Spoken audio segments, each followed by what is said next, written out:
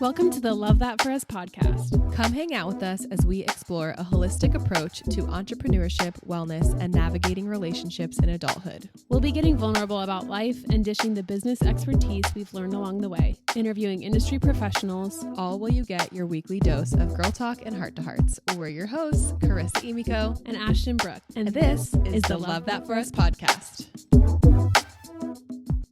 LTFU. Okay, we're talking about how Ashtyn and I have been involved in a pyramid scheme for the last 5 years. Don't we know it? We're finally here to confess it. We're talking about network marketing.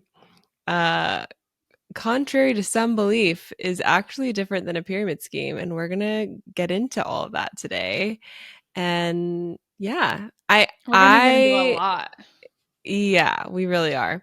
Okay, let's get right into it. Okay. What the heck are your dogs being funny?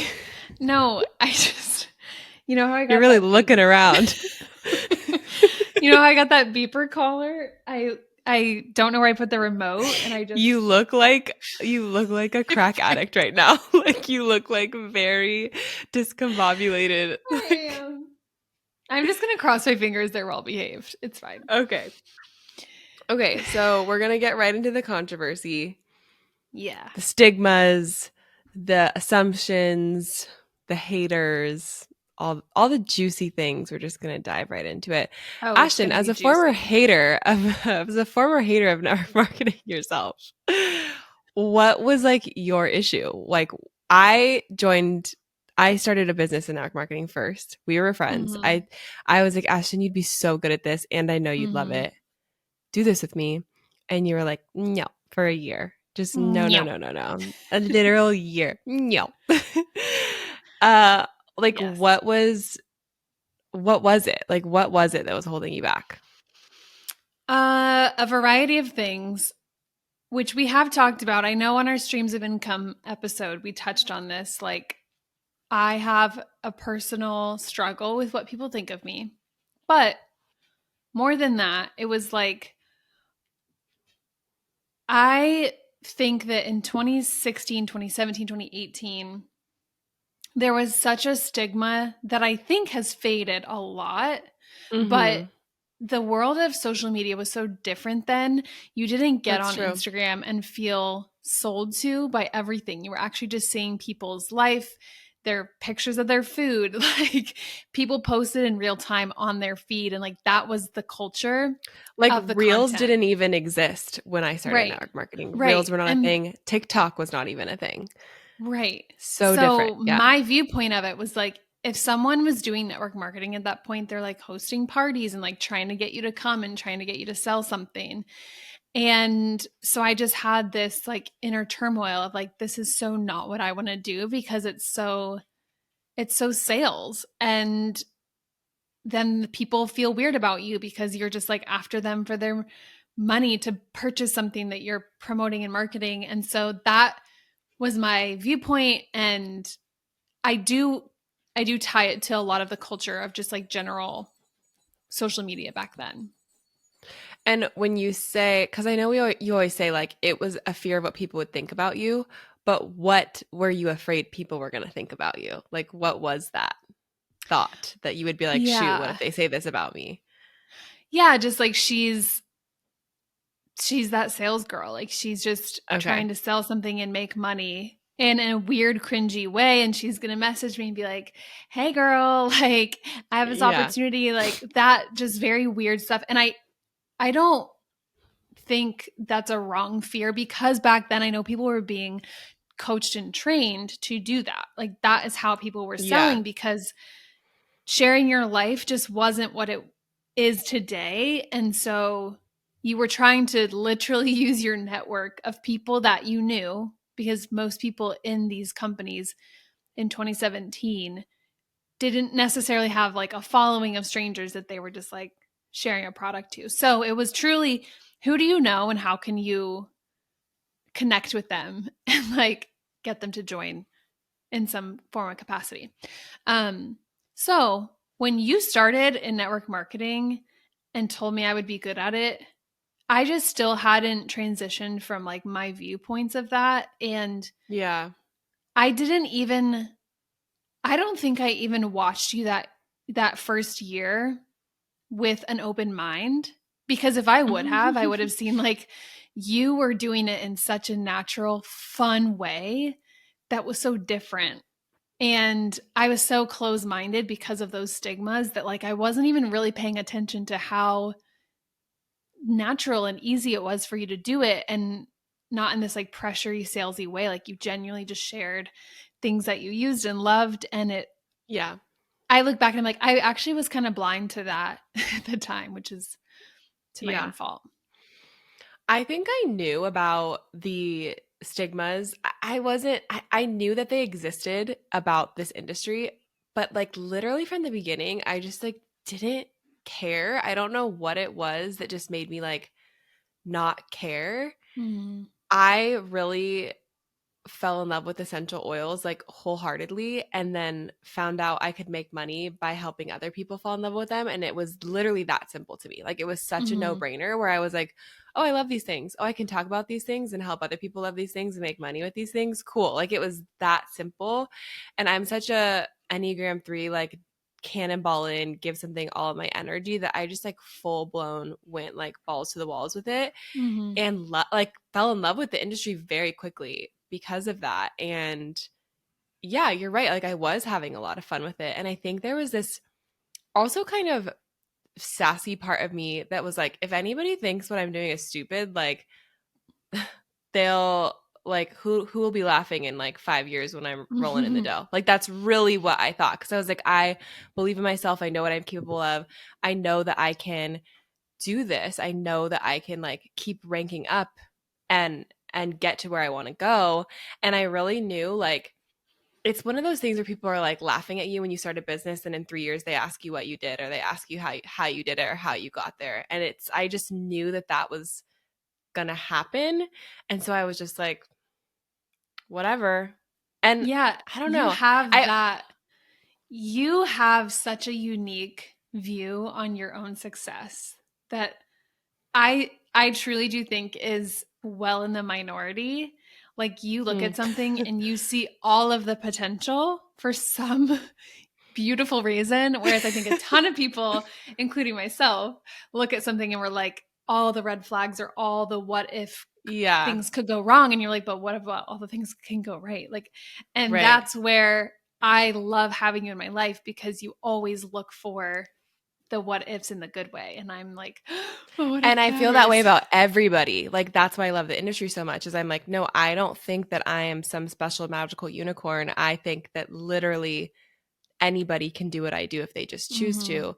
And that's what's so cool about the industry, is there's no cap, there's limitless potential with it. So yeah, I don't know. I went through one little season of like, for whatever reason, probably just something in my personal life, of being like, oh no, what are people going to think about me? It was weirdly like, it wasn't even towards the beginning of being in this industry, but um yeah, I think there's that just this confidence that I have in, I guess, my ability or myself to Mm-hmm. achieve something, that I'm like, and I know that I'm a good person too. Like I Mm-hmm. have a really sensitive discernment to things that are morally okay and not okay. Like Mm-hmm. I've always been like that. I have like the good girl teachings deep ingrained in me from Christianity and being a pastor's kid, and like being a bad girl, being bad is like very not okay to my nervous system.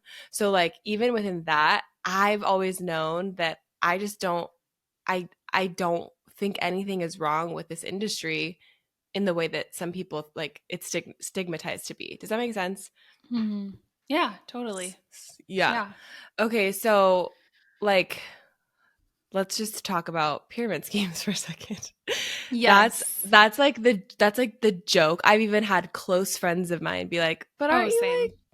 aren't you like in a pyramid scheme?" Yeah. And Yeah. a part of it is, one, honestly, lack of education on the business models. Like I truly believe it's a lack of education on the business models. And Mm-hmm. two, it's there is similarity in the business models, and like Mm-hmm. there is overlap and similarity. And so Yeah, it's just pyramid schemes. For anybody that doesn't know this, pyramid schemes are illegal. They're literally Mhm. illegal. And they're really centered around like when the majority of what are you laughing at?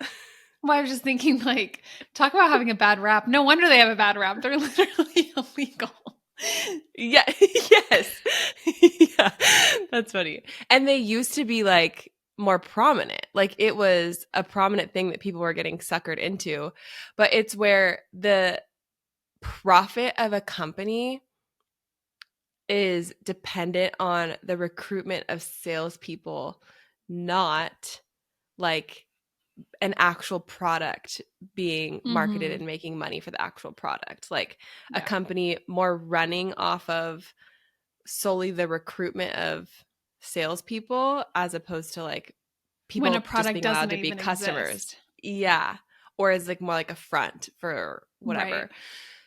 So, and a lot of them also people would have to buy inventory. So that was a part Mhm. of that, is in like salespeople would have to buy large bulks of inventory. And that's more where the company was profiting off of like this business idea of like store this Mhm. inventory and now it's on you to sell it. And if you can't sell it, we don't care because we already made our money. Like Which is off of that. horrible. Horrible. So horrible. Um, and We're also looking that at you, LuLaRoe. that was a gnarly documentary. Did you watch that That documentary? no. Wait, I haven't There's a seen it. documentary on Hulu. It's called Lula Rich. I It mean, is that was gnarly. just one of the most popping off things in like Yeah. Well, they 2016. they had to buy like $2,500, $5,000 packages of clothes and then sell them anyway. So things like that, or also that like you can't out earn somebody above you, like Mhm. a true where like you're at the top, so you're making the most money. Like Mhm. that's And those are all things pyramid people scheme don't vibes. like things that people don't really know unless they do venture into it to understand like the Yeah. structure of things. And we can talk about, I mean, we should talk about that because you're someone that's like my enroller, right? So if Yeah. you're I'm looking, your upline, which I don't think is a dirty word, but some people think it's I'm like, it's just, it is what it is. Yeah. yeah, so like I enrolled with you, but I can make more money than you, which Totally. is something that people look at like there's clearly only one way up and it's a pyramid, and if anyone's above you they're making more than you, which is also isn't the case. And Right. so unless you really understand and look at like a business's compensation plan or ask more questions, I think people just have a different, they have a misunderstanding about it. And so we can I mean, we're going to talk really openly on this episode. I think that's why we're like, let's Yeah. just have an entire episode, get into the weeds. Oh my gosh. Carissa learned I about that saying 10 minutes ago today. I was today years old when I today. heard She's in the like, what did weeds. you just say? In the weeds? And I'm like, you've never heard in the weeds before? It wasn't even a phrase that I could figure out from context. I was like, what are you like, I literally need you to recommunicate what you just said because I don't know what So you're if saying. you live in the Midwest, tell me, like, is you know that? And if you're not in the Midwest, is that just not common knowledge? Like in the weeds, we're in the weeds about this topic. Yeah, still don't get it, but that's okay. So so okay, so pyramid scheme. Like yeah, I've had people joke to me about that and it's like I really honestly it's like half eye roll, half like whatever. I'm like you just it's okay, you don't get it. But Mhm. here's what here's why I don't really give too much of my energy to that is because usually when someone makes that comment, they're also closed off to believing differently or thinking differently. Mhm. And it's almost like they've had their mind made up about it. And I'm like, I'm not trying to die on that hill. I'm not trying to Mhm. convince you of anything. If you want to genuinely ask me questions about what I do and the model and how it works, super happy to talk about it. But like, I'm not trying to get in like pyramid scheme versus network marketing fights. Like, I don't give Mhm. a shit. Like, if you're gonna Mhm. like, and two, when I like share the business opportunity of what we do, which I really freaking believe in, I'm not talking to those people. So like, Right. like I'm not going to spend my energy trying to Right. convince somebody that this isn't a pyramid scheme when there's this whole giant world of people that are open to the business opportunity. That's who I'm talking Mhm. to. So I don't Totally. know. How do you like deal with the haters? Because now, okay, so you like got past your like, I don't care what people think about me with this, and like you obviously I know you're a good person, so you match with me and like that you don't feel like what we're doing is wrong because it's literally not. If I explain to you the entire business model, you're like, yeah, that makes sense. How do you deal with haters? Do you even have haters? Like, does that even happen to you? Yeah, I now? mean, I put a anonymous question box on my Instagram for this episode and definitely got super skeptical people being like, this just sounds like a pyramid scheme. Like, how is it any different? Or like other very skeptical questions. And so, and being a previous skeptic, I feel I do understand, and I think there's a good place for those questions to come from. But once I just got over my fear, I mean, it is kind of for me and my mindset and worries of like what people are going to say about me.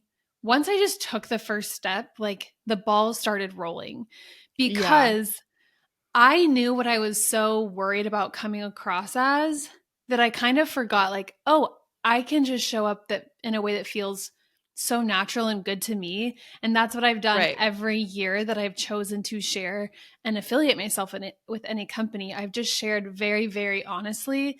And knowing that I care so much, I just haven't come off in a way that's, I've never gone into someone's DMs cold and been like, hey girl, like I just don't do any of that. And so I actually feel very aligned and good about myself. And that's never like ended up getting in my own way.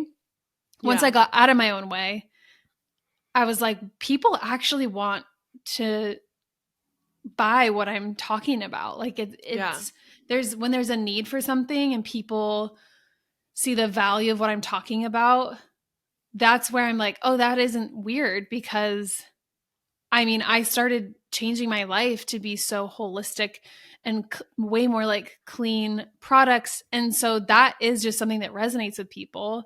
And I ventured way more into like health because of fertility. And so, like, people, as they know me, place that value and place a trust in me of like, if you're talking about this, you're someone that I trust and am willing to like buy this product from or whatever, or like trust the company you're representing. And so as the ball got rolling, I was like, this is one, it's easy to do on the side of whatever else I was doing. So for photography, yeah, I'm like, this is actually so great to fit into my schedule as an extra yeah, stream of income because I work when I want, I work when I can, I work from my phone. I can stop whenever I want. I can take breaks. yeah, I like there's just so much freedom and flexibility and I found it to be really fun and I do still find it really fun to like make content that just naturally flows into what I already share about. So yeah. And I when I started to like when I was full time in photography, that's when I started with Young mhm, Living, my first company that mhm, I was with. So like it was just I don't know. We have people on our team that have full time jobs, that are stay at home moms, mhm, that have part time jobs, that are whatever, that are entrepreneurs, and it's like it's a flexible, like simple thing to add as a stream yeah, of income. So like it makes sense, and I think it made sense for both of us, especially like yeah, being photographers and just like adding it on. What were you gonna say? I yeah. cut you off. Sorry. That's okay. Also, just like working together is so fun. Like I know. doing that with friends, I didn't Some know could how say like fun that would we be. have an addiction to working to each other, working with each other, Some and would we say don't we know can't get how. away from each Some other. would say we have had to work through friendship seasons where we're not working together and don't know how to be friends.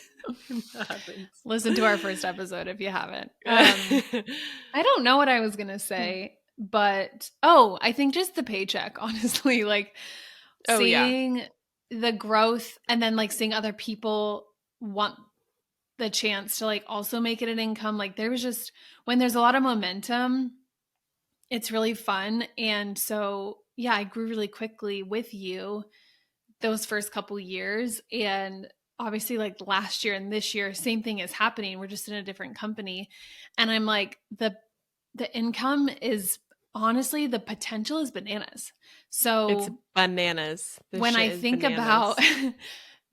BANANAS, I'm like, I don't care anymore what people think, because they're not the ones like paying my bills, and they're not the ones looking 5 years ahead into my future and making plans and choices and business decisions that support Will and I's dream and what our family is going to look Right. like. Right.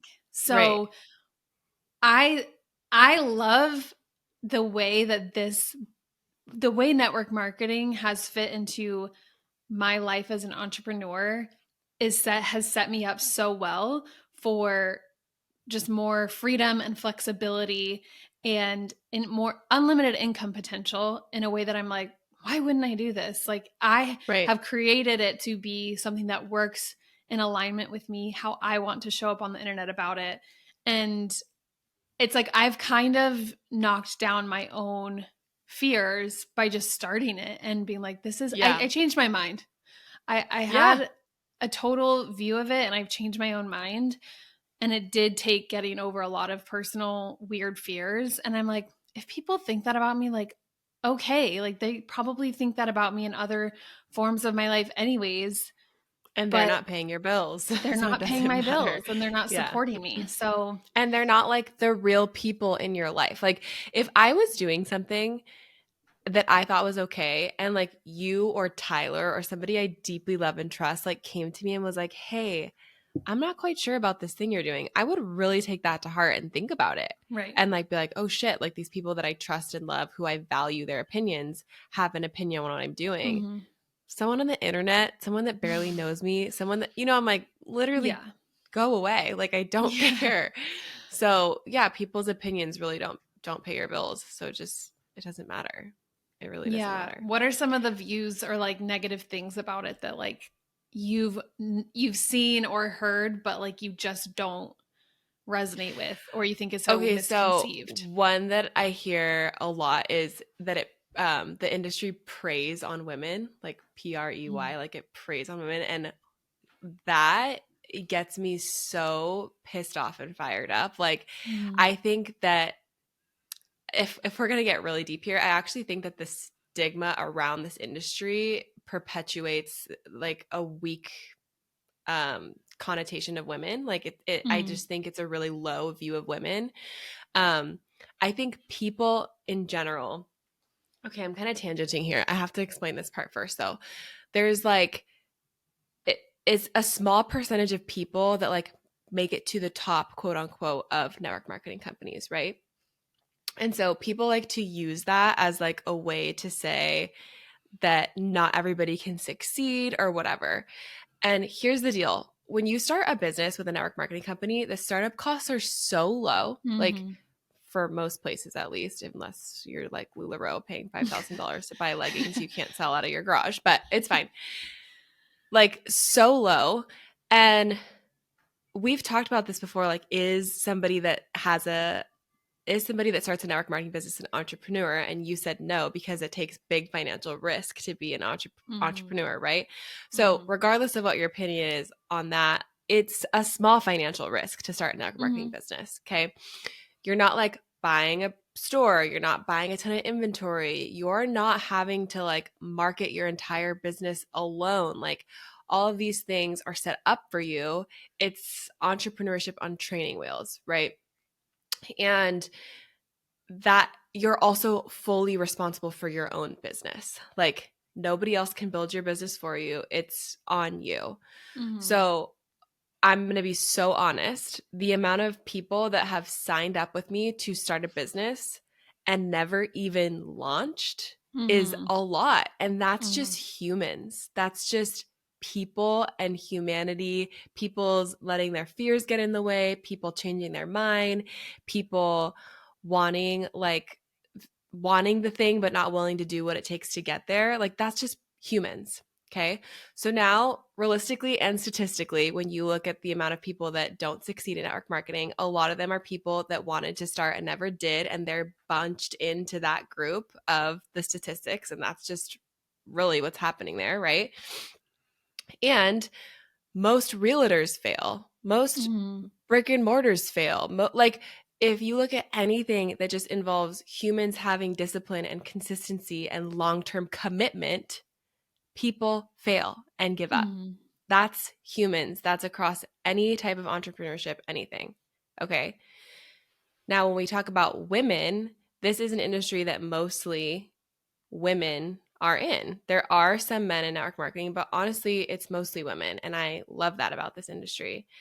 It also makes one of those stigmas be that it preys on women, because some people start a business and work it for 2 months and then cry that they never made it. And that pisses me off more than anything. And it gives a bad name to the industry because it takes Yeah. time. It takes Right. time to be successful. If you want the level of success where you're making $20,000, $30,000 a month in network marketing, that shit takes time and dedication. Mm-hmm. And that's not a joke. It doesn't happen overnight. So there are humans, women or not, there are humans that start network marketing and honestly don't give it their all or have a skewed view of what it takes to have success, and then think that they got tricked, or people say women Mm-hmm. get tricked. I think that's an extremely low view of women, because that's Mm-hmm. just assuming that women are like so dumb and weak that they like get tricked into this like opportunity that's not real. That's bullshit. That's That's an literally insult bullshit. on someone's intelligence. Just to be like, you Exactly. got tricked? Like, no, Exactly. you didn't get tricked into anything. Now, people being involved in network marketing communities where they feel emotionally hurt or manipulated, valid. I've That's heard different. stories like Yeah. that. That's completely different to me. And you don't see somebody working in a corporate job in the food industry like have a manipulative, abusive working relationship and leave and say the entire food industry is abusive and manipulative. Mm-hmm. Mm-hmm. People can be manipulative Yeah. and whatever, and people are everywhere. And so if you're Yeah. going to work with people, that could happen, but that's not specific to this industry. Right. But Right. because you said you were starting a business and it didn't work out the way you wanted to, so like it's just so much goes into it. And I think it's such a low view of women to be like, women are tricked and preyed on. I'm like, no, like women are intelligent and they make their own Mm-hmm. decisions and they choose to start a business and they get scared and stop maybe, but that's a human thing, right? Right. It's like, I know I have a good business opportunity to offer people. And if someone wants Mm-hmm. to take it and run with it, no matter who they are, they're more than capable of doing that. But And you no one's, cannot make someone do that. And at the end of the no, day, it is their own responsibility. Like, you and I right, have been on different pages in the same business, in the same company during different times of our life. And like, right, that's not on anyone but ourselves. And right. so I would also say somehow I had the vision and ability to get out of my own way for long enough to see the success. And not because it takes 3 years to see success in every company, but we could talk about that too, because we now have two different experiences to compare and contrast to. And I think that honestly, I think we should talk about it, because I did get multiple questions. We've got it so many times. When I started with Amari, like people were like, why did you leave a Young Living? And people are so Oh, we're curious. going there. We're going there. Let's just go Why there, did, because okay. people they're like, why did you quit? Why did you leave? And I've you and I, never talked about this publicly. Like I've shared this in yeah, individual conversations with people. Um, but but yeah, okay, go for podcast it. exclusive. Okay. Well, again, you and I have actually different experiences We do. ourselves. And In like leave, both how we started with Young Living and yeah, how we chose to and how we leave. left. Yeah. I was doing too much at once, like moving across the country, and I knew something had to give, but my heart had been out of Young Living for months, at the point where I was like, I'm going to step back. You I didn't probably were working necessarily your business for like 2 or 3 years. 3 years, I think, 3. actually. Yeah. Yeah. You were working it for 3 years at that point. And you And had I slowed just, down like at that yeah. point. Yeah. Yeah, that year I'd slowed down and been like, honestly, it was just hard to sort out the thoughts in your head when you're like, I really thought I would be here for maybe ever. Like I had 2 incredible years, and then my 3rd year I was just like, this isn't necessarily holding the same momentum as it once did. And you start I didn't want to like question myself. Like actually asking myself to be honest with the thoughts that I had was pretty risky because I was like, well, what does this mean if I step out of Yeah. something? Like, does this hurt my reputation? Does this break trust with, like, I was just so worried about what it would mean for like the domino effect of me leaving, but knowing I need something to give and this part of my business life is no longer fulfilling me like it once did. I don't feel supported in like the company. I mean, it was obviously never you. Like I've always felt Yeah. like we cheer each other on mutually, and that was never the problem, but I just think on the company side, like I was like this just isn't like flowing and I don't feel that alignment. Yeah. And so being honest with myself and giving myself permission to take that leap of like a change. I actually think when I always like say this to people, like if you have like a big decision to make, I do think you feel like peace or you feel unrest. And when Mm-hmm. something coming at you feels like there's just so much unrest there, I think it's for a reason and it's because something needs to change. And sometimes that change is really drastic. And I just felt a lot of unrest about it. And it was scary to tell you because I was like, we clearly have worked so, Yeah. so closely in this. But, you know, my paychecks were declining and I just didn't feel the passion and excitement for it anymore. So that was really my biggest reason. What was yours?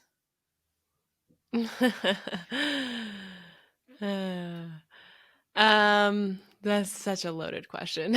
I know. I I I would actually say alignment is what we have in common there. Mm-hmm. When I joined network marketing, I knew nothing about the industry. When I joined Young Living, I knew absolutely nothing about compensation plans, smart products to align yourself with, um, I, and everything and anything. I didn't know anything about the industry, and I don't blame myself for that. I don't think like people really No. you learn, right? Um, so when I started, I wasn't like, I'm going to get into network marketing, so I should compare companies and comp plans and Mm-hmm. research. I didn't do that. I recommend doing that actually now before you get into network marketing. It's a really smart thing to do. Um, so again, it was as simple for me as I like this product and I can make money sharing it. Like it Mm-hmm. really was that simple. I really loved um, the community that we were a part of. That was by far and still is the hardest part of Mm-hmm. moving on from Young Living is not feeling like I did lose that community and it Mm-hmm. fucking sucks. And I literally cried about it last week. Like it still affects me. Yeah. Um, so that it had nothing to do with that. It had nothing to do with the people that I worked closely with. Right. I have a lot of love for them all still. Mm-hmm. As I continued to rank up in the company and started to get a little more behind the scenes looks at how things are run in corporate and um, the temperaments of different Mm-hmm. corporate individuals and company decisions that were being made. And um, as I'm a comp plan nerd, which we're really rare, but I like really like to understand the details of like how you make money in a company. And I started to realize, and I think lose belief is the main thing, is I Mm-hmm. was making money. I wasn't making as much money as I knew I was capable of making. And I'm not going to sit here and say none of that wasn't my fault. Like, yes, I could have done more and increased my paycheck. Like, and I want to say that very clearly. I don't feel like I'm 100% a victim of my paycheck dropping. Mm-hmm. And um I do believe that words, let's pick words. um I personally was unable to look somebody in the eye and authentically feel like I could back joining Young Living as a business, Mm-hmm. as a smart way for someone to make money and spend their time. I Mm-hmm. did believe that at one point wholeheartedly. And there were some comp plan changes that happened. And honestly, we saw a lot of growth during the pandemic because everyone's at home. And so, like, there's nothing to do. And so people want to be a part of community. So, like, Yeah. our team trainings were like maxing out and like so Mm-hmm. many people because people wanted community and connection. So there was naturally growth for everybody. That growth was actually extremely inorganic. And the Yeah. communities I was in was not treating it as inorganic growth. We were like, this is amazing. But it was like, Yeah. this is not, oh, this isn't real life. Like, people aren't home Correct. 24/7. So Yeah. there was a lot of excitement around that. And when people started going back to real life, obviously all of our businesses were affected.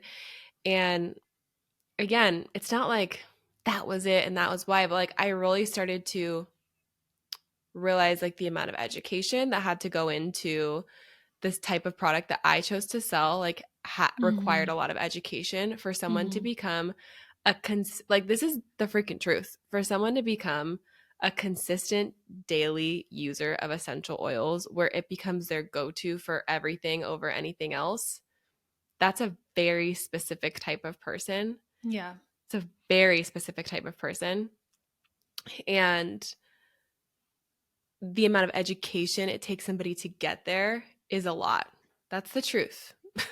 I'm not Yeah. saying if you don't like doing that, like if you like doing that, great. But like, I didn't love teaching classes. I didn't love feeling like I was really more having to convince or like highly educate somebody to get there. So that's more on the product side, right? Like, so there was just different things I started to realize as I started questioning my alignment with the company.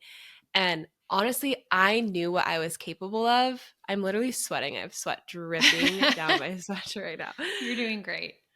I knew what I was capable of. And I did feel like it wasn't possible there anymore. I Stifled. did. I Yeah. did. And I didn't think that was because of me. Like, I wasn't like, so the top of the company in Young Living is called Royal Crown Diamond, and we say RCD. And like, I would always talk about it. And because I always believed it, like how we talk about the belief I have in myself, I was like, Mm-hmm. there's literally no doubt I'm going to be Mm-hmm. RCD. Like, there's no doubt.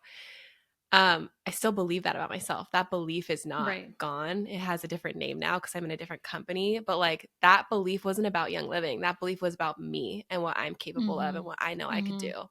And so that never changed. And that was like confusing to feel like I have this inside of me. I know I do, but like, I'm energetically feeling like this isn't it anymore. This isn't right. Yeah. And I did start to look at other companies' comp plans and um, really start to honestly educate myself on the industry and smart products to align yourself with. How big is the like target audience that product reaches? How much education goes into the product? Like, those are all smart business, like those are smart business things Yeah. to look into, you know? And Which we didn't know. I mean, I think we both agree our experience is so valuable, even with a pivot and a change. Like any yeah, experience is going to teach you things that you want to hang on to and things you want to let go. And so with that, like you hold such a valuable amount of experience in your next decision that shaped why you partnered with Amari instead. And like I think that's right. something to look back and be like, I still value that. Like I still value so much about those years. And is probably why you're also trying to be so careful about how you talk about this, because you're not like, you I know, learned so much. I learned so so much much. about myself. I learned so much about myself as a business owner, about the industry, about social media. Mm-hmm. Um, honestly, a lot of that I learned because it was my experience, right? Like, Right. that that's that's what it was great. Like, in that way, it was great. And again, the community was incredible that we got to be a part of. Something that was a big red flag to me, and I'm not even gonna say specific people or communities. This was what I personally felt was kind of in the air teams wide in that company, was a scarcity mindset. And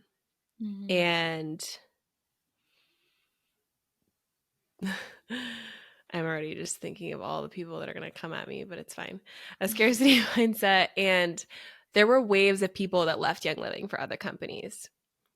As a smart business person, that was concerning to me. And every single time it happened, I took a deep dive into all of those companies to study their comp plans. I don't even think people on my team knew I did this. I was watching opportunity calls left and right for other companies for a long time, like over a year before I left, because I was like, okay, I'm in a business. I'm with this company. A ton of people are leaving for this company. I wonder why. I was viewing it very, I was viewing it very neutrally. People around me in my circles and in the company were saying things like, put your blinders on, don't pay attention, unfollow those people. Like that was like the messaging I was getting from everywhere. I don't know one person I could have said, oh, I will actually watch an opportunity call for that company, and would have been met with like understanding. It would have been like fear, like that scarcity. If somebody on my team today with Amari said, oh, I watched an opportunity call with another company, my literal response would be, what did you think? Like, I want to know, what did you think? Like, I don't have scarcity on my team anymore. Right. And I learned a lot about leaving a company, about what I will do and how I will act if anybody ever leaves my team, which has already happened. People have left my team for other companies. Yeah. And I don't feel any type of way about it. I want, like, more than ever after leaving Young Living and seeking alignment for myself, I want somebody to feel aligned. The last thing I want is for somebody to run a business on my team with me who doesn't feel aligned and like they're where they're supposed to be. I want everybody to feel aligned and to feel like they're where they're supposed to be. And if that means going somewhere else. That's the contrast that we have now been able to look back and feel and notice is like we're not like clenching onto anything. Like we're very like open-handed. Things are flowing. It just feels aligned and good to be where we're at, because we know also where we're at as a company is so young and flourishing, and like literally the world is this company's oyster. And so that's just part of the business model, is like people will come and go, and that's not a reason to panic or make it weird with people that you know and work with. So one of the questions we got that I think is also kind of juicy is, wait, I gotta find it. Oh, is it the expert one? Yeah, this person submitted, I feel like network marketing gives the impression that you're the expert in a field that you actually don't know a lot about just to sell a product. So it feels very misleading. And we have a lot of thoughts. I'm sure we could talk for 10 minutes, but we can try to keep it more concise. Yeah. Why I think this is a fair question, but a bit of a misguided question is everyone is generally just sharing their own experience. Like I'm not showing up in my current company claiming anything. I'm not claiming to be giving medical advice. I can share what I know and what I have learned about products that I find extremely valuable information to know, and share that with people who care to listen. And I'm really just sharing my experience with the products. Like I'm not claiming any guarantees. You can't do that. And so I think why I kind of understand this person's question, I think it's just like a close-minded question to ask when it comes to people who are just sharing their life and their lifestyle and working this into their content. I don't think of myself as a gut health expert. I am a studier of this, and because of my own medical journey and infertility journey, like I care so much about this, and I have learned why it matters so much. So I do feel confident sharing about that, because I have learned so much from people on the internet that are also not doctors, but have educated me in things that are really, really important and valuable for my own health journey. whether or not they're attaching a monetary value or a monetary agenda. Like, I have ears to hear from people that that are educating and supporting with science, like things that I think matter to us, especially, not to go here, but like especially in a world where it's just like so much medication and things thrown at you. Like, I personally value hearing different sides, and Yeah. I'm going to make my own conclusions and do my own research on something. If I'm going to choose to buy it, like, that's on me. I'm not looking at that Yes. person being like, oh, well, they are selling this and telling me to get this. And I'm intelligent enough to know and come to my own conclusions. Like, I'm not depending on this person to change my life and get me pregnant because they suggested beef liver. Like, I just am going Right. to do my Like own if you're research and trusting understanding. somebody, yes, if you're trusting somebody on the internet word for word, that's a you problem. That's Right. 100% a you problem. I do understand this person's question and where it's coming from, Yeah. where like somebody who maybe has never like been interested in this topic or whatever. But like here's the deal. I'm an expert in me and like that's what I'm Mm-hmm. sharing. I might Yeah. not be a scientist, I might not have a doctorate in gut health, whatever, but like I can share whatever the heck I want. And if I'm studying gut health and have gotten into it recently because of how much it's helped my mental health, I'm going to Yeah. share that. And if you don't like that, then you don't have to follow me. Like, you Right. know what I mean? Like, it's like you have all the little power in your little finger to press the Mm-hmm. unfollow button if you don't like what somebody's doing. And that's totally fine. Like, I Yeah. hope that you're a conscious consumer enough to do your own research. Like, Right. and some people are going to trust my experience and my testimony and want to try it out, and there's nothing wrong with that. There's literally nothing wrong with that. Right. And and so it's just like whatever that person's comfortability level is with that their own personal decisions in buying a product, like that's on them. And again, I think it's like a low view of people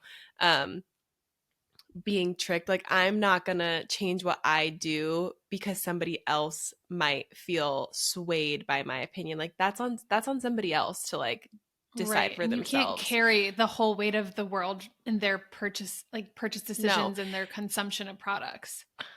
And if I'm not the expert in this field, let me tell you something. Even the experts in this field have differing opinions. So like Mm-hmm. again, it's you just have to do what you have to do like for yourself. Like Amari sells greens. I have a lot of friends that drink greens every day. I personally don't drink greens every day, but like some people say that's horrible for you and some people say that's amazing for you. So it's like you Yeah. could say that about any product. Like, Yeah. like there's just differing opinions. You have to find what's right for you. So, I don't know, it's my 2 cents.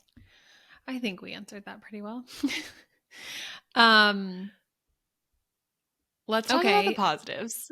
We've Let's talk about spilled the some amazing tea. things we love.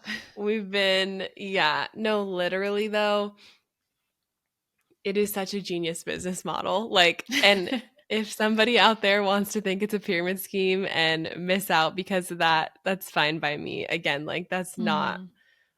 obviously the types of people that we're trying to work with are not people that think we're in a pyramid scheme. So, like, Mm-hmm.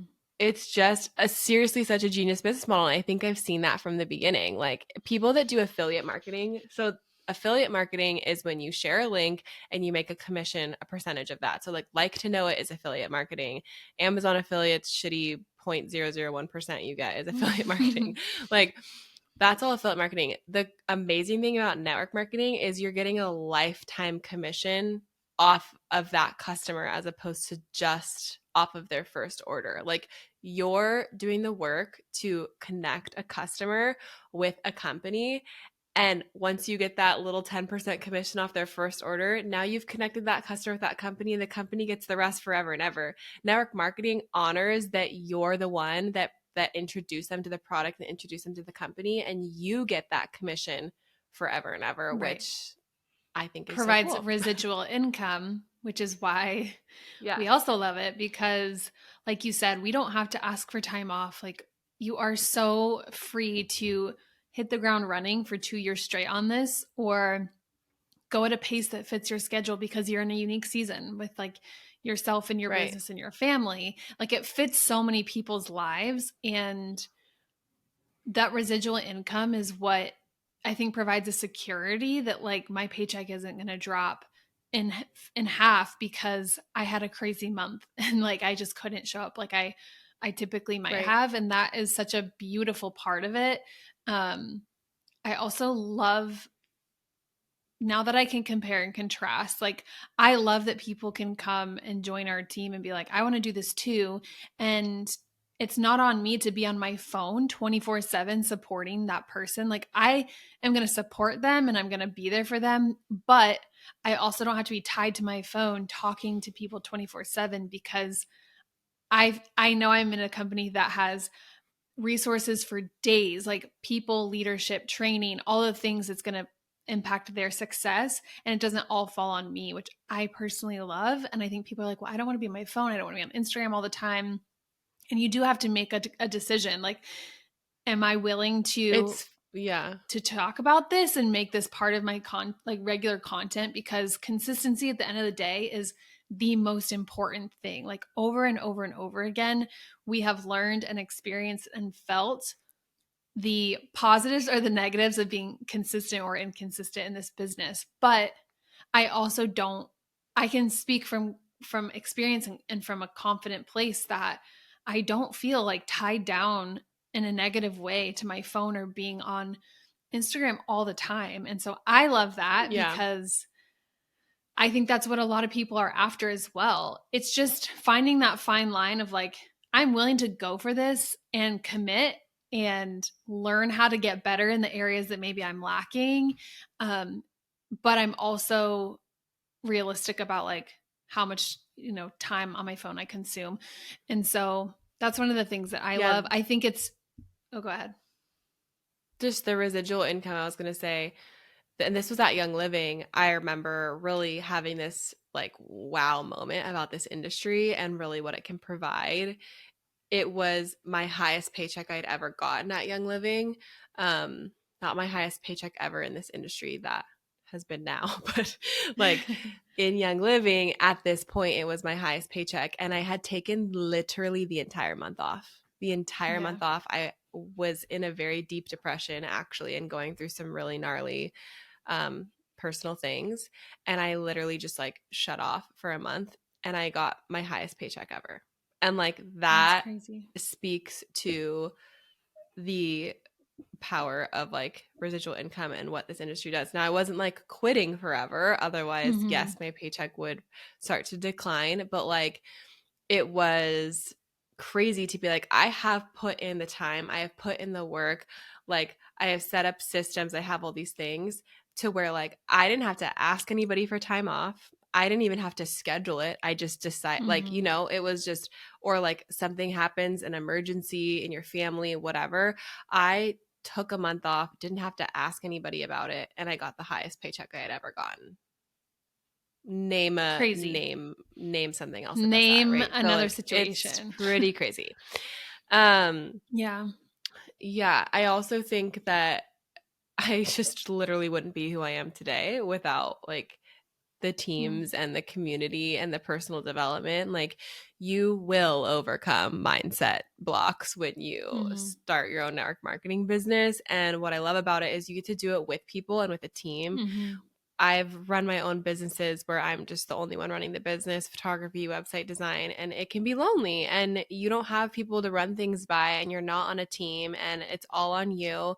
And if you have to work through something, it's on you to work through it. And here the community piece is so cool. Like it's so Mm-hmm. freaking cool. Like I will say if you are thinking about like starting a network marketing business, like take your time to look into the community, to look into the comp plan. Like don't make quick decisions. Like make sure it's a product and a company and a community that you feel aligned with, because that is going to set you up for much success as opposed to Yeah. any other way, like going in blind. And I just freaking love the community we're in. Like Mm-hmm. it's insane. It's insane how you are just called to like such a higher level of self. Yeah. And I cannot sit in like a mindset shithole for more than a day because are there to like Yeah. talk to me, pull me out of it, or like I have a lot of safe people to like voice where I'm at. And it's never just like stagnancy. You're always Right. growing. And one of my favorite things about it is you're growing, you're doing it together with people on a team.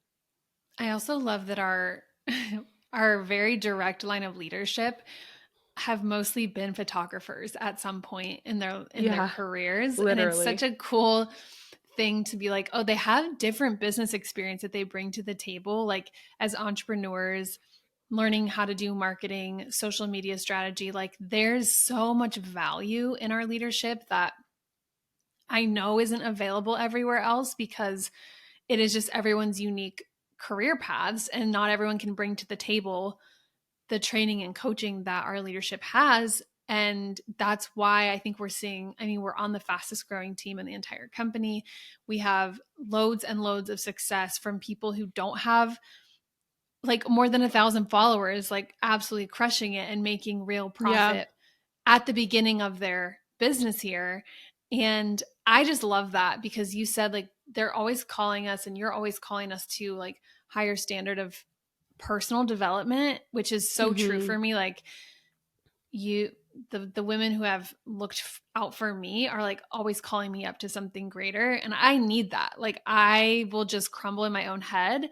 And so I love that you mentioned the personal development, because it's definitely when you're like kind of your own boss, you are your own boss, but you're not alone. And I think that's the Yeah. perfect balance that I love so much.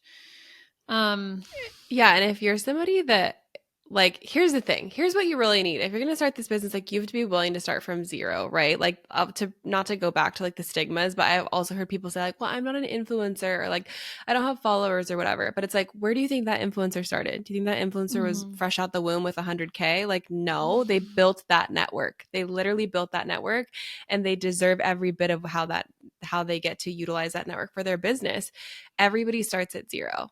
And if somebody who maybe already is an influencer starts network marketing, yes, they're going to grow very probably quickly if they're utilizing their influence well because they already set up that influence. Like that Mhm. took time. It's not, oh, they started and grew quickly. Like, no, you're not giving them credit for the years and years it took to like grow their own community, right? So, like, if you're willing to start like at zero and you're like, yes, I can see that it's up and up from here. I'm willing to be a beginner. I'm coachable. I'm willing to learn. Like this really could be for you. Now, if you are somebody that is already an entrepreneur in any aspect, you're a creative professional, you're a photographer, you're any type of anything where you've had to build a business on your own, you are also already starting with all Mhm. this experience of what a lot of people learn when they come into this industry. And so it's like one of those things where it really is kind of a no-brainer stream of income to add. Like it Yeah. really was once you decided to do it. Like, and when I Yeah, decided to I do it, I like, cut myself short from like I know how to sell, I know how to market, I know how to add value right. and show value. You have a community, Photographers like you have a specifically, network that you built. Yeah. oh my gosh, yeah, like it's just funny looking back. I'm like I had multiple brides last year like try our product going into like in their span of like wedding Oh planning, and she's yeah. like, They're this like has supported me stressful so wedding much. season. And Yeah. yeah, and it's just funny, like I didn't even consider that being um part of my ability to influence people that are looking for something that's going to support their mental health or the whatever.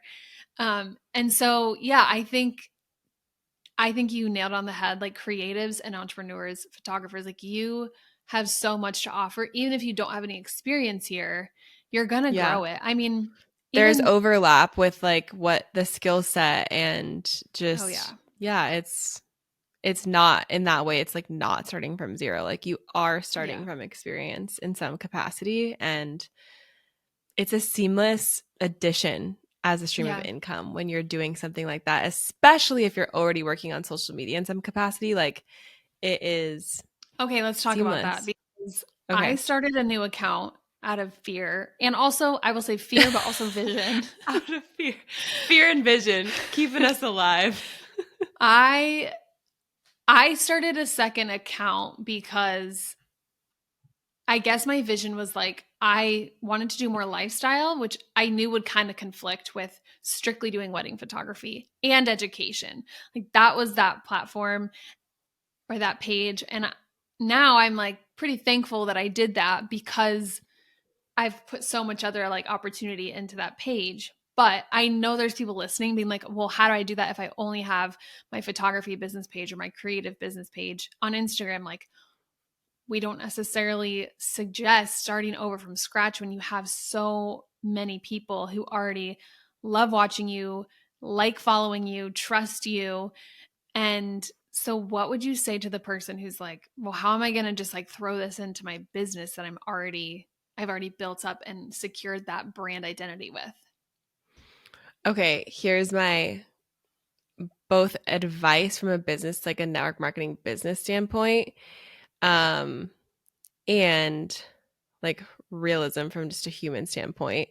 I would say if you are somebody that already has a platform that is not at all lifestyle, like if let's just take photographers for example, like you're a photographer, you only show wedding content, you only show photos, you never show any of your personal life. Yes, it's going to be weird if you start sharing a product and nothing else of your life. Don't do that. Mm-hmm. That is what It's not feels going to icky. translate. Yeah. It's not going to translate. So I would say if you have a platform like that, then you either start transitioning your account to include lifestyle of your personal life to where then you eventually include affiliate or network marketing product because that's going to be natural because you're already sharing a part of your life. Or you decide to start a new account if you feel like you have the capacity for that and want to do it that way and want to keep them separate. You start a new account, but that new account is not dedicated just to your network marketing business. It's a lifestyle Right. account that's personal account that like your products that you are sharing will be incorporated into. To me, those are like the only two avenues, Yeah. I really. agree. Like that's it's it's gonna come across icky if you never share your personal life and all of a sudden you start selling a product. You're not connecting on a personal level with your audience, so they're not gonna want to buy a product from you or really trust you Mm-hmm. personally. They're probably going to trust that you take pretty pictures because that's what you've shown. But like if you're not showing your personality, like they're not connecting with you on that human to Mm-hmm. human level. So I would say lifestyle content is important. So whether you want to start a new account for that or start incorporating that, but it's so possible to incorporate that into that I was think what so my too. photography account was. It was like, it was my personal and my photography account. And I shared so much of my personal life on there. And that's also how I got photography clients is they were like, I actually Mm-hmm. want to hire you because of you and you seem fun and I want to be And friends I with feel you. like I So, know you. Yeah. right. So, yeah, that's my advice. And I second what you said. Great. Any other things or gaps? I mean, I know there's so much about this topic, but do you think we've left any like topic unturned, or do we have any holes in our conversation here? Yeah, I think I just want to end on like the idea of fear holding you back. And like, if that is when I was leaving Young Living, that was the one question that Mm-hmm. I could not escape was like, what is holding me back from making a decision I want to make for myself and that I feel in my gut is right for me and in full alignment? What is holding me back from that? And the answer was fear of what other people were going to think about me. That was literally the answer that was eating me alive is fear of what insert here will think about me. And I Mm-hmm. feel like that's also literally you when you were deciding Mm-hmm. to start network marketing. So like this applies Yeah. to no matter what way you're starting your network marketing business. And then the follow-up question, I literally ask myself this double question 10 times a day. What's holding me back? Fear of what people would think. The second question, am I going to let fear of what people think of me dictate my life decisions? No. Like when you ask that question, no. Are you going to let the fear of what other people think of you stop you from going after what you want, stop you from what you know is in alignment for you, and stop you from what you're capable of? Like you're going to let fear of what other people whose opinions don't pay your bills hold you back from unlimitless from limitless potential. Yeah. And like when I just kept asking myself that, and I was like, no, I'm not going to do that. I'm not going to let fear dictate my life. Like literally, no. Mm-hmm. And I think that applies to everything and anything. But like, seriously, if that is what is holding you back, that is a bullshit way to run your life and you should not do that. Like, seriously, you know? Yeah. So, Yeah. Like I was telling you, when I think back to just the very beginning of even entering into entrepreneurship, I was just a hobby photographer, eaten alive by what my circle yeah. of friends were going to think about me, because I knew people had like studied photography, and like there's just like weird vibes, I feel like, in that year where I felt really like judged by people who had no place to take up Yeah. that energy in my life, but I was giving them a lot of energy, and like I was just so nervous about that. And so I let that impact how confidently I showed up as a hobby photographer sharing my work. And it's like, okay, but I finally pushed through that. Look how my life changed. Like my life would be so drastically different had I not just pushed through that. Okay, then enter 2018. You're like, Ashtyn, you'd be really good at this. Like, do it with me. Like, let's run together. I'm like, absolutely no. Like, fear, fear, fear, fear, fear. And being paralyzed by that is such, I'm like, oh, what a lame excuse for me not to just try something. And when I pushed through that fear and started making moves and started taking a step into it, my life changed again. Like it just opened up this whole different opportunity for me. Yeah. People, money, like experience, business experience. Like it really did shift everything again. And so now I look at, okay, where am I at? I, the next level of growth right now where I'm at is requiring me to look fear in the face again and be like, I know you here. I know you're here. I know you're I know existing you with here. me. I hear you. I feel you. And I see you. And my past can already prove that, like, when I take that step out of my comfort zone, I know there's so much good waiting. And I think that that's just probably a bit more of a cycle that I need to just buckle up and get ready for in my life, because I'm thankful that I didn't let it hold me back time and time again. Even though I'm at that place again and there's like certain fears I have with certain things right now, I'm like, I'm going to make the same decision. And I think I'm going to prove myself right that like this is the right move. Um, so I guess I say that to like relate to people who do feel all those Yeah. like hesitations, and they're stiff arming this opportunity. Obviously, you and I both would want anyone who steps into this to feel the alignment that we feel. It's Yeah. not for everyone, but we have Yeah. stepped into it and seen the limitless income potential and the way that it can serve people so well as a really flexible and yet incredibly profitable stream of revenue in their life and in their business.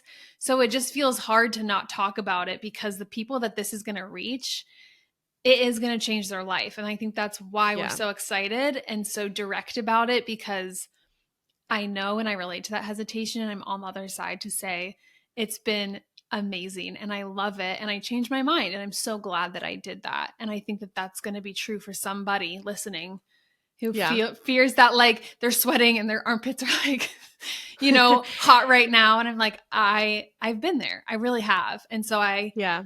I'm not putting myself like, I don't let fear, dictate my life. I have let fear dictate my life. I've just let it delay my life too long. Yeah. And so I don't want it to delay me anymore. Yeah. And okay, I'm just going to accept that this episode's going to be a little long because I have a I question know. for you. Okay. You spoke earlier about the unrest or the peace that you would feel making a Mm. decision. How do you differentiate fear and unrest? Because Yeah. do you know what I mean? Like, because Yeah. I think before you were saying like unrest is like clearly a sign of like what decision to make. Well, I think that is why fear is in place. It's like quote unquote to protect us and make Yeah. us feel safe. But Right. the safety is within our comfort zones, and you're not going to grow in your comfort zone. And so like that's why that fear is kicking in. It's like, no, no, no, this is a little risky. But like Mm-hmm. entrepreneurship is a little risky. But if you're Mm-hmm. not going to risk anything, then you're not going to Yeah. get everything on the other side of that risk either. And you're just going to live this like safe, stagnant life. That's not what I want. And some Yeah. people want that, and that's okay. But like that's It not what is I okay. want. So how do you differentiate the fear versus the unrest?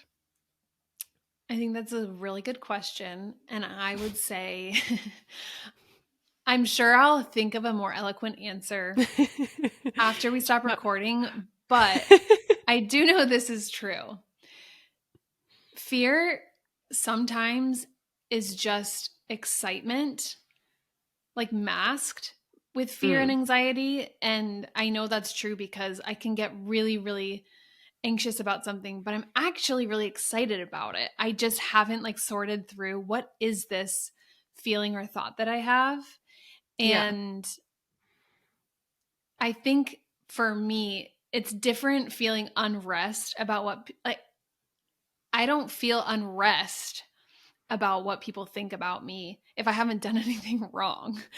I feel fear about what people think of me because that's my own story and my own childhood and the way that it's shaped me as a person in my own brain. Yeah. But there's really, I don't have anything to fear if I feel honest with myself that I'm willing to try something and I'm willing for it to go wrong and that not like mean anything about me. Yeah. I might feel unrest if it's something like you said, if people close to me are warning me about something, people that I trust and let into my life are asking me to pause on a decision, like that to me is more unrest than it is like, I'm just fearful of what might happen that's negative. Does that make sense? It does. And I feel like what you're saying too is like this unrest can come from a place of like groundedness. Like you can be like grounded and even keeled and like not having your emotions fly everywhere when you're thinking about a decision and feel unrest about it. But when you're feeling like fear, you're kind of like up in the air, like you don't feel grounded, your body doesn't feel like stable, like your feet planted on the floor. And there's just this like blah feeling of fear, and it feels like high emotion and a little bit of like that out of control feeling, where when you feel unrest, that can really come from a grounded place. And that's where